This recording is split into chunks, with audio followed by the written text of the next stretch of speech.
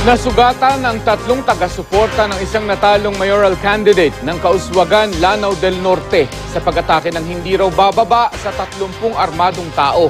Ayon sa mga biktima, ang kampo ng pinatatalsik na alkalde ng bayan na si Romel Arnado ang nasa likod ng pag-atake. Makibalita tayo kay Sheila Vergara Rubio. Sa gitna ng isang vigil sa bahay ng isang florante kapitan sa Kauswagan, Lanao del Norte, biglang umatake ang isang armadong grupo. Nasugatan sa pag-atake ang tatlong taga-suporta ni Kapitan. Bukod sa bahay ni Kapitan, nadamay rin sa pag-atake ang isa pang bahay sa lugar. Desidido ang tatlong nasugatan na maghain ng mareklamo laban sa mga salarin. Paniwala ng kampo ni Kapitan, ang kampo ni Kauswagan Mayor Romel Arnado ang nasa likod ng pag-atake.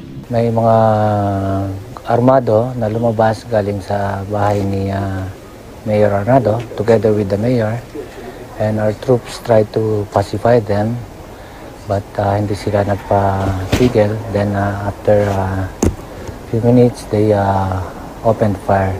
Tumakbo bilang alkalde ng Kauswagan si Kapitan noong 2013 laban sa kayo alkalde ng bayan na si Romel Arnado.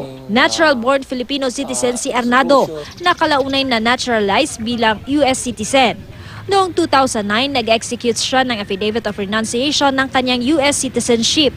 Pero natuklasang ginamit pa rin daw ni Arnado ang kanyang US passport pagkatapos nito. Kaya naghain si Kapitan ng disqualification case sa COMELEC noong 2013 laban kay Arnado. Nagdesisyon pabor kay Kapitan ang COMELEC. Pinabababa sa pwesto si Arnado. Si Kapitan daw ang nanalo bilang alkalde. Kinatigan ni ng Korte Suprema ang naturang desisyon.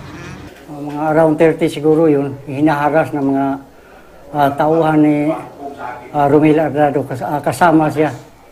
Sinubukan ng GMA News na kunan ng pahayag si Arnado pero tumanggi ito. Nitong nakaraang linggo nga, nagkatensyon sa harap ng munisipyo ng Kauswagan dahil sa umano'y pagmamatigas ni Arnado.